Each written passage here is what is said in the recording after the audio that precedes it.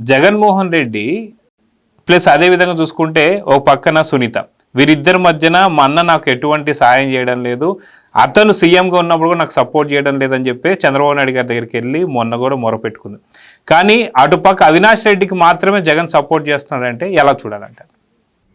అవినాష్ రెడ్డికి జగన్మోహన్ రెడ్డి సపోర్ట్ చేస్తున్నాడంటే మొదటి నుంచి అదే కదా, అసలు క్రక్స్ ఆఫ్ ద ఇష్యూ అది.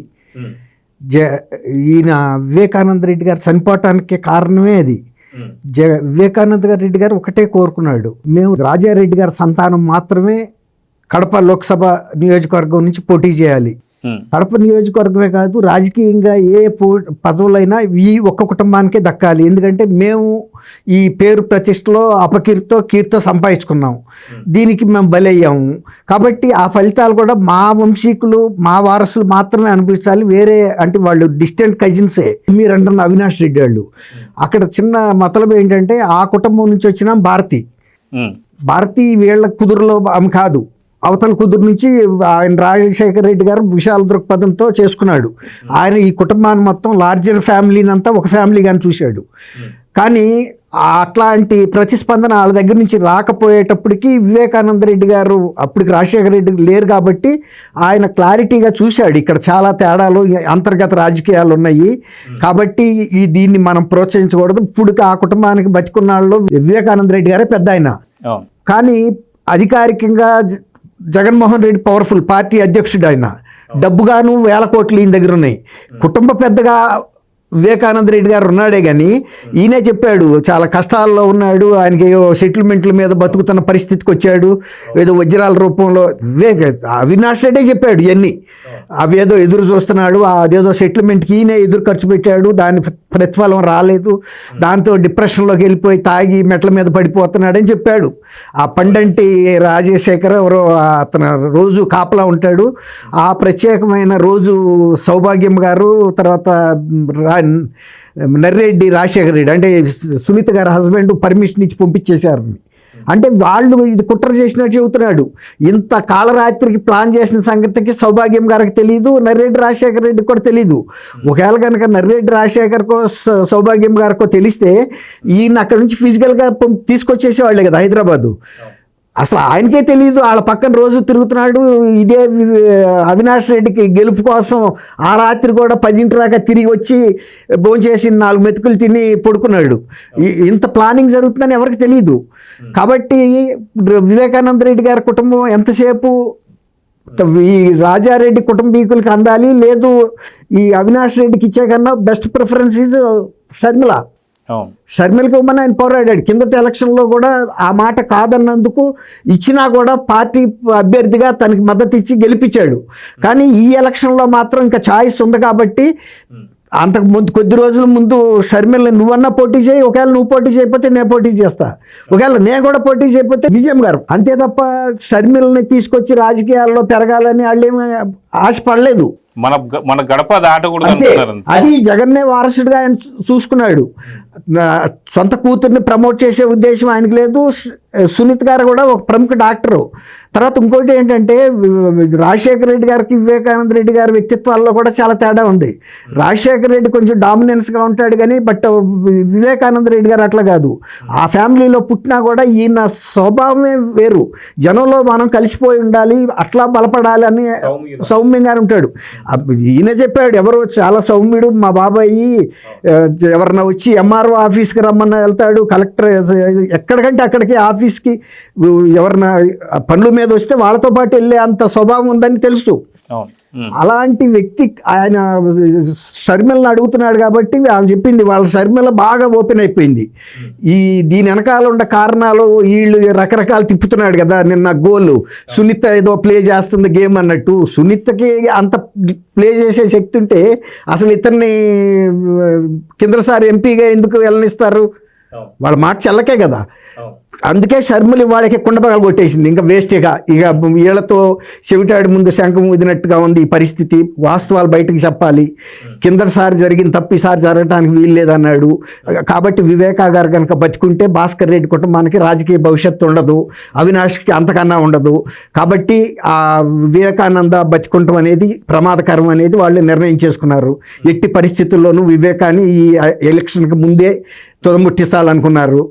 వాళ్ళు స్పష్టమైన ప్లాన్తోనే చేశారు. ఇది అంతర్గతంగా వాళ్ళు చేసిందే తప్ప ఇంకెవరికి దీంతో ప్రమేయం లేదు. ఇంకా పైగా సునీత మీద, నర్రెడ్డి మీద, లేకపోతే మా పిన్ని సౌభాగ్యం మీద తోయటం ఇవన్నీ కూడా అవాస్తవాలు. రెండోది, చంద్రబాబు నాయుడు గారికి ఈమెదో టూల్ లాగా ఉపయోగపడుతుంది, ఏదో కొన్నిటిని ప్రజా దృష్టిని మరల్చడానికి పనిచేస్తుందని. ఇప్పుడు సునీతక్క అని మళ్ళీ గౌరవంగా చెబుతున్నాడు. అవినాష్ గమనించాల్సింది ఏంటంటే, సునీతని తక్కువ చేసి మాట్లాడటం ద్వారా తను ఎంత నీచులో బయటికి చెప్పుకున్నాడు. సునీత వివేకానంద గారు అమ్మాయి. ఆ కుటుంబంలో వాళ్ళు ఎప్పుడు కూడా చంద్రబాబు గారితో కానీ ఇంకొకరితో కానీ రాజకీయ ప్రయోజనాల గురించిన చర్చలు ఎప్పుడు చేయలేదు. వీళ్ళు కూడా ఆ కుటుంబాల్లోకి వెళ్ళి దూరి మనం రాజకీయాలు చేయాలని వీళ్ళు ఎప్పుడు కోరుకోలే. వాళ్ళు ఒక బ్లాక్గా వాళ్ళు అట్లా ఉన్నారు. చంద్రబాబు నాయుడు గారు కూడా తన గౌరవాన్ని తను కాపాడుకుంటున్నాడు. ఎందుకంటే అంతర్గతంగా కుటుంబాల్లోకి వెళ్ళి చీల్చి చేసే రాజకీయాలు అక్కర్లేదు. అవి చాలా తాత్కాలికమైన ఫలితాలు ఇస్తాయి. చంద్రబాబు నాయుడు గారు ఎప్పుడైనా ఒక శాశ్వతమైన ప్రాతిపదిక మీద రాజకీయాలు చేశాడు, కానీ ఇలాంటి చిన్న చిన్న ఆటమే చేయలే. ఆయన ఇంకొక మాట చెప్పాడు, నిన్న ఎంపీ ఆఫ్టర్ ఆల్ ఒక డ్రగ్స్ కేసులో ఉన్నాడు కాబట్టి ఆ ఇష్యూని ప్రజల దృష్టిని మరల్చడానికి సునీత ఈ ఇష్యూని తీసుకొచ్చిందని చెప్పాడు. ఏమన్నా అతను 5 ఏళ్ల పాటు లోక్సభలో ఉండి ఆ కుటుంబాలకి లోపల వ్యక్తి కాకపోయినా పక్కింటి అడుగు కదా నువ్వు, వాళ్ళ స్థాయి ఏంటి? ఆమె లండన్లో చదివి వచ్చినామె ఈ పిచ్చి రాజకీయాలకు వెళ్ళి ఈ దృష్టి మరల్చడానికి చంద్రబాబు గారు పిలుస్తాడా? లేకపోతే ఆ మాట కూడా షర్మిల చెప్పింది. అసలు చంద్రబాబు నాయుడు గారు గడప సునీత ఎందుకు తొక్కాల్సి వచ్చింది అడిగింది. నువ్వు 5 ఏళ్ళు ముఖ్యమంత్రిగా ఉన్నప్పుడు ఆమె నీ దగ్గరికి వచ్చి అడిగితే నువ్వేమన్నా స్పందించావా? ఇంకా స్పందించకపో ఇంకో మాట చెప్పాడు, మనం కనుక ఈ కేసును గట్టిగా ప్రెషర్ చేస్తే అవినాష్ వెళ్ళి బీజేపీలో చేరిపోతాడని కూడా బెదిరించాడు. బెదిరిస్తే బెదరటానికి సునీత గారికి ఏమో నష్టం? అతను వెళ్ళి ఏ పార్టీలో చేరితే సునీతకి ఏమో నష్టం లేదు, ఈయనకి భయం. ఆల్రెడీ నేనేదో వాళ్ళనేదో మచ్చిక చేసుకుని నా కేసులు నా స్వార్థం కోసం నడుపుతున్నాను, మళ్ళీ ఇతను కనుక వెళ్ళిపోయాడంటే నా చేతి కింద మనిషి ఉండడని.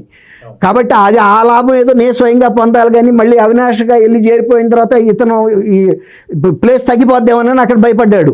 అవినాష్ కూడా నాయన కాలం ఉంచాలి, కానీ నాకన్నా ముందు వెళ్ళి బీజేపీలో చేరిపోతే నేను ఇతను కేర్ చేయరు కదా. అదే కేసులు కూడా బయట కాబట్టి ఇవాళ అవినాష్ నిన్న ప్రెస్ కాన్ఫరెన్స్ పెట్టడం ఎట్లా ఉందంటే, లేచి పడుకున్న గుర్రాన్ని లేపి తన్నించుకున్నట్టు అయింది. ఇప్పుడు అతను వీక్నెసెస్ అన్నీ బయటపడి తర్వాత జగన్మోహన్ రెడ్డి పాత్ర ఇంకా స్పష్టంగా ఇవాళ షర్మిల చెప్పాల్సి వచ్చింది. ఎందుకంటే ఇంతవరకు నర్మగర్భంగా ఎంతైనా మన కుటుంబం ఇవన్నీ చెప్పుకుంటే మన పేగులు పొట్టచించుకుంటే పేగులు బయటపడతాయని, కానీ అవినాష్ రెడ్డి లాంటి వ్యక్తిని ప్రోత్సహించి ఇలాంటి చిల్లర రాజకీయాలు చేసిన తర్వాత ఇంకా జగన్మోహన్ రెడ్డినో అవినాష్ రెడ్డినో ఈ కుటుంబం మర్యాద ఇంకేం మిగిలింది? అన్ని రోడ్డు మీదకి వచ్చేసినాయి. కాబట్టి ఇక మొత్తం చెప్పేసి తెలుసుకుని వాళ్ళ కుండబాగలు కొట్టినట్టు ఇది కేవలం ఆ రోజు వాంగ్మూలం కూడా చెప్పింది ఆమె. నిజానికి ఇందాక సత్యమూర్తి గారు చెప్పినట్టు వాళ్ళు కనుక గతంలో కేసుల్లో ఉన్న ఇష్యూస్ని అంత వాంగ్మూలం ఇచ్చినప్పుడు ఎవరు కుటుంబంలో వ్యక్తి చెప్పింది, ఇది కేవలం బయట వ్యక్తులకు ప్రమేయం లేదు. కడప లోక్సభ ఎలక్షన్ల గురించి వైఎస్ఆర్సీపీ సీటు గురించి వచ్చిన ఇష్యూ, దాని మీదే ఈ హత్య జరిగిందని చెప్పినప్పుడు దాని మీద ప్రొజెక్ట్ చేసి చెప్పాలి, కానీ వీళ్ళు ఎటెటో తీసుకెళ్ళి మధ్యలో ఆపేశారు. ఇప్పుడు నేను మిమ్మల్ని బెజవాడ పంపిస్తానికి గమ్యం పెట్టానండి, మీరు సూర్యాపేటలో ఆగి ఫోన్ చేసి నేను సూర్యాపేట వచ్చేసానని చెప్తూ నేను బెజవాడ వచ్చేసానంటున్నారు. మళ్ళీ కాసేపటికి కుస్తు ముందుకు వెళ్ళటం, అదిగో బస్ స్టాండ్ రాకొచ్చాను, మళ్ళీ లేకపోతే పలా నోట్లు రాక. సిబిఐ ఏం చేసింది? వాళ్ళు ఈ కేసులో మూలం కీలకం ఎవరు అనేది పట్టుకోవాలి.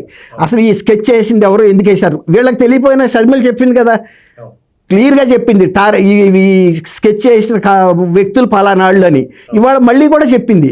కాబట్టి వీళ్ళు ఏదైతే సునీత్ గారిని ఉపయోగించుకుని లేకపోతే చంద్రబాబు నాయుడు గారిని ఉపయోగించుకుని ఏదో రాజకీయం చేయాలనుకుంటే ఇవాళ యాక్స్ కరెక్ట్గా వాళ్ళ మీద పడింది.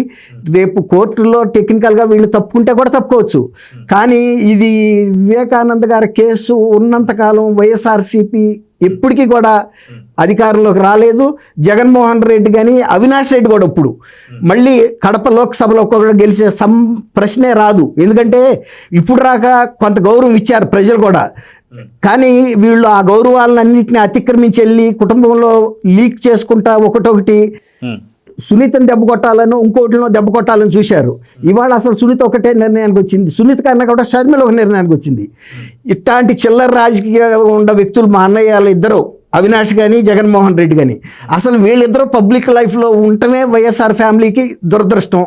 ఇంతకంటే నీచం లేదు. దానికన్నా అసలు వైఎస్ఆర్ పార్టీ వైఎస్ఆర్ ఫ్యామిలీలో ఎవడు కూడా రాజకీయాల్లో పైకి ముందుకు వెళ్ళడానికి వీల్లేదు. మునిగితే అందరం మునుగుదాం, వాస్తవాలు అయితే బయట చెప్పాలి.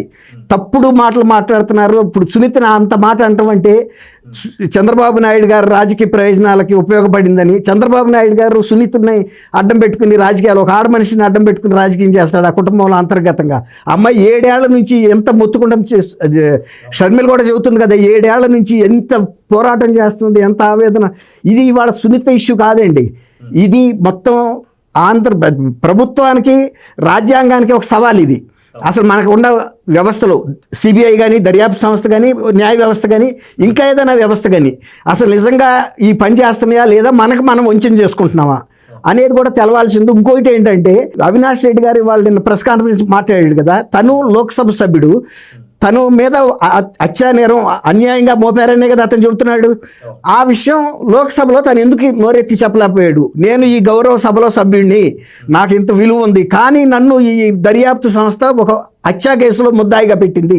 కానీ మా అన్నయ్య జగన్మోహన్ రెడ్డి అంతకు ముందే అనేక మీడియాల సాక్షిగా పబ్లిక్గా ఇందులో నేరస్తులు చంద్రబాబు నాయుడు గారు, లోకేష్, బీటెక్ రవి, ఆదినారాయణ రెడ్డి ఇత్యాది పేర్లు చెప్పాడు. వాళ్ళ ఎవరి పేర్లు చెప్పకుండా మా తండ్రి పేరు, నా పేరు, ఇంకా ఎవరో పేర్లు రాశారు. ఇది దర్యాప్తు సంస్థ పూర్తిగా ఒక పక్షపాత వైఖరితో చేసింది. నేను రాజకీయంగా ఎదగటం ఇష్టం లేదు కాబట్టి దీని మీద నేను సిబిఐ తరపున ఈ లోక్సభలో హోమ్ మినిస్టర్ నుంచి సమాధానం కోరుతున్నానని ఎందుకు అడగలేకపోయాడు? నిన్న ఇక్కడికి వచ్చి ప్రెస్ కాన్ఫరెన్స్ ముందు, ఎందుకంటే నువ్వు లోక్సభలో సభ్యుడివి, అక్కడ ఎందుకు మాట్లాడలేకపోయాడు? అదే అన్నయ్య 5 సంవత్సరాలు ముఖ్యమంత్రిగా చేశాడు. నేను ఇంతకుముందు పబ్లిక్గా చెప్పాను పలానాళ్ళ పేర్లు, కానీ సిబిఐ మాత్రం నేను చెప్పినవి తప్ప అందరి పేర్లు రాసింది. ఇది పూర్తిగా పక్షపాత ధోరణితో చేసిందేను. నేను చెప్పినయే. మా బాబాయిని ఎవరు చంపారో నాకన్నా ఎవరికి బాగా తెలుసు. ఇందాక ఆయన చెప్పాడు కదా, సిబిఐ వీళ్ళందరికీ కాదు, బాబాయికి ఎవరిని చంపాడో నాకు తెలుసు కాబట్టి వాళ్ళ పేర్లు చెప్పా. వాళ్ళ పేర్లు పెట్టండి, వాళ్ళ పేర్లు పెట్టకపోతే అసలు నేను ముఖ్యమంత్రి పదవి కూడా రాజీనామా చేస్తాను. నేను ఒక రాష్ట్ర ముఖ్యమంత్రిగా నేను మాట్లాడుతుంటే నాకు విలువ లేదా ఈ వ్యవస్థలో అని ఎందుకు సవాల్ చేయలేకపోయాడు? అవునా కదా?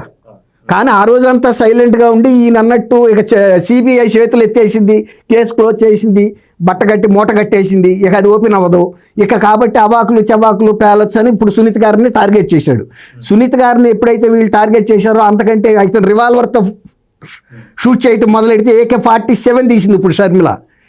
AK-47కి వీళ్ళిద్దరూ బలికాక తప్పదు. ఇక జీవితంలో వైఎస్ఆర్సీపీ, జగన్మోహన్ రెడ్డి పార్టీ ఇంకా తల ఎత్తుకోలేని పరిస్థితి. అసలు ప్రజల ముందుకెళ్ళి ఓట్లు అడిగే నైతిక హక్కు కూడా పూర్తిగా కోల్పోయారు.